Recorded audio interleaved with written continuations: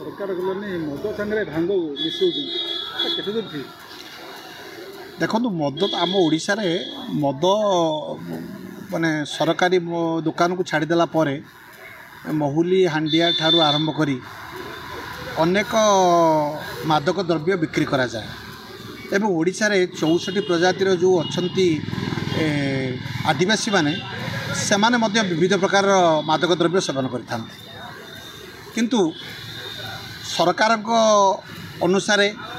भांग को वर्तमान आणिक से श्रृंखलित करने भांग गोटे it is a medicinal plant एवं कोटी हजार हजार वर्ष तलू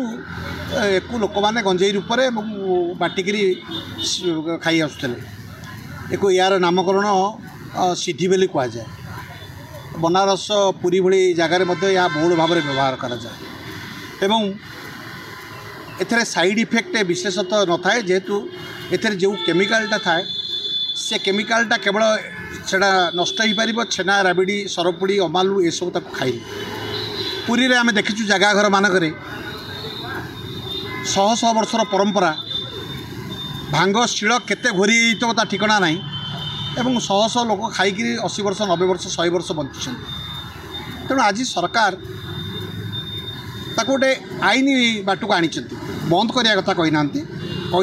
श्रृंखलित भाव में लाइसेंस प्राप्त हम ये जो दुकानी मैंने बसिक फुटपाथ में जेकोसी दुकानी बिकुले सेमती बिक्री करें ना तेणु सरकार को निवेदन भांग को गोटे आयुर्वेदर गोटे पत्र हिसाब से ग्रहण करा स्वीकृति प्रदान करूँ ता सहित लाइसेंस प्राप्तता को करा जेकोसी लोक बिकवा द्वारा बाटघाटे से सब विभिन्न प्रकार टैबलेट बाटिकी बिक्री करुँच जहाँफल चलवा कथबार्ता करवा झुंटा यह सब व्यतिक्रम रही तेणु सरकार निर्भर करे सरकार विचार रखिए एवं से विचार को आधार करी भांग जेहेतु गोटे आयुर्वेदिक पद्धतिर पत्र अटे एवं हजार हजार वर्ष तलू मुनि ऋषि मैंने प्रयोग करके आसछंती सरकार ताको स्वीकृति देले भल हम भांग अनेक समय जो पर्वपर्वाणी आपंकर हुए से पणारे दि जाए गाँ गहली में प्रचलित आम से गाँ गहली जेहेतु चलिकी आसु अनेक थर हाँ से जेहेतु मेडिसिन भाया गोटे पार्ट अनेक समय तक खियाई किंतु ता बोली नुह जे मद पीले जिनस अलग फील हुए भांग पीले कौन फील हुए शुणु तो मद हूँ गोटे उच्चांग निशा द्रव्य ताको खाइला परे से मनीष चिन्हवा और मनीष को माँ भूणी गाड़ी कर व्यतिक्रम हम ना किंतु भांग पत्रटा से ताको सिद्धि वृक्ष बोली कहुए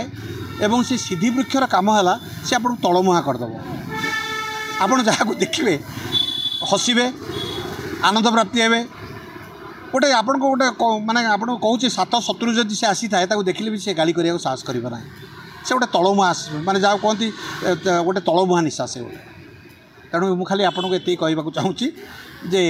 सब सत कहवाटे असुविधा किसी ना जी जो गुणर अधिकारी सत कहतु पाप करवा भूल नुहे पाप को स्वीकार न करवा हूँ भूल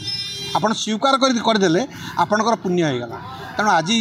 जो मैंने भी आप देखिए यहाँ तो आज आपको कहली आज पत्र पत्रिकार बाहरी आगो को देखिए जेहेतु यार कौन साइड इफेक्ट सेमती ना एवं हजार हजार वर्ष धरी एक साधुसंत मैंने प्रयोग करके आसुँच एक माने श्रृंखलित भाव में लाइसेंस प्राप्त ही बिक्री करा मद भांग गंजे ना गंजेई तो पट्टा लाइसेंस दि जाऊँगी लोक मैंने गंजेई किणी खाऊँ से पट्टा लाइसेंस दि जाए सेठी भांगपत्र बिक्री हो तेणु जेहेतु तापर सरकार गोटे लागू कले आज यहाँ बिक्री करने द्वारा आगू को यही मध्यम बिक्री कले भल हम से गोटे सरकार गोटे भल पद्धति भितर को आनी धार्मिक लोक मैंने भांग पीती धार्मिक फार्मिक ना निशा आप रुचि का खाना पर रुचि का परवाना आपण रुचि अनुसार कौन खाइबे कौन पीबे कौटी बसबे कौटी हसबे एगुड़ाक प्रश्न नुहे खाली आध्यात्मिक लोक मैंने खाती ता नुहे साधारण लोक मैंने खाती से किसी कथा ना जे आजिकल कथा हूँ ये सब जिन को वितरक भितर को जावा आवश्यकता भी ना कारण जहाँ सार्वजनीन उद्देश्य ईश्वर देते आपड़ देखिए माटी पानी पवन सामान से तुलसी वृक्ष अच्छा से पूजा होती से बिछुआ दीदी से मटी से देहर लगे गलु हो आपणकर आंब डाल खंडे जा पूजा हो ସେଇଠି ଦେଖିଲା ବେଳକୁ ବରହସ୍ତକୁ ଲୋକ ପୂଜା କରୁଛନ୍ତି, ସେଇଠି ଦେଖିଲା ବେଳକୁ ଭାଙ୍ଗ ଗଛଟା ସେ ମଧ୍ୟ ନିଶା ଦ୍ରବ୍ୟରେ ଆପଣଙ୍କୁ ପରିଧାନ କରାଉଛି। ତେଣୁ ଏ ହେଉଛି ପ୍ରକୃତିର ବରଦାନ, ଏ ହେଉଛି ଈଶ୍ୱରଙ୍କର ବରଦାନ। ଭଗବାନଙ୍କର ବରଦାନ ଜିନିଷ ଉପରେ ହାତ ମାରୁଛନ୍ତି ମାନେ ଭାରି ଟିକେ ଅଡ଼ୁଆ। ତେଣୁ ସେଇ ଅନୁସାରେ ଚାଲନ୍ତୁ, କାରଣ ଏ ସୃଷ୍ଟି ଯିଏ ତିଆରି କରିଛି ସେ ବହୁତ ଚାଲାକ, ସେ ବହୁତ ବୁଦ୍ଧିମାନ, ତାର ନିର୍ଦ୍ଦେଶରେ ଆମେ ବଞ୍ଚିଛୁ।